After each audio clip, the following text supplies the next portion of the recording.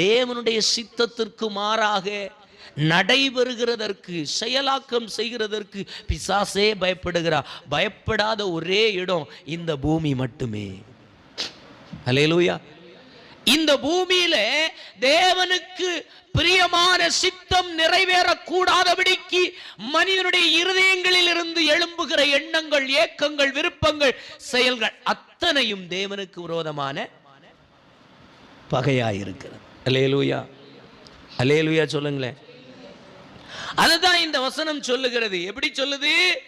உலகத்திலும் உலகத்தில் உள்ளவைகளிலும் நீங்கள் அன்பு கூறுவீர்களானால் அந்த அன்பு கூறுதலுக்கு பின்பு தேவனுடைய அன்பு உங்களிடத்தில் இல்லை, பிதாவினுடைய அன்பு உங்களிடத்தில் இல்லை என்று வேதம் தெளிவாய் சொல்லுகிறது.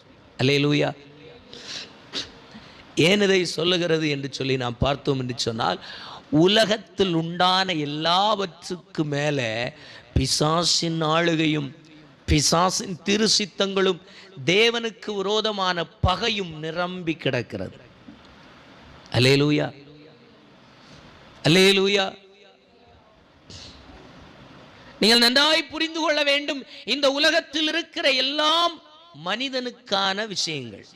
ஆனால் மனிதனுக்கான அடிப்படை விஷயமாய் இருக்கிற அத்தனையிலும் வஞ்சகமான பிசாசு தேவனுக்கு விரோதமான பகையான காரியங்களை திணித்து வைத்திருக்கிறான். அல்லேலூயா. இதை பகுத்தறிந்து காண வேண்டுமானால் தேவனுடைய அன்புள்ள மனிதனால் மட்டுமே அதை தெளிவாய் பகுத்துணர முடியும். இந்த உலகத்தில் பகுத்தறிவாளர்கள் நிறைய இருக்கிறாங்க. அவர்கள் கூட இந்த காரியத்தை பகுத்தறிய முடியாது. இந்த உலகத்தில் உண்டான சகலத்தையும் பகுத்தறிவாளர்களாய் அறியப்படுகிற எல்லோரும் அறிந்து கொள்ள முடியும். ஆனால் பிதாவாகிய தேவனுடைய அன்பையோ பகுத்தறிவாளர்களால் கூட பகுத்தறிய முடியாது.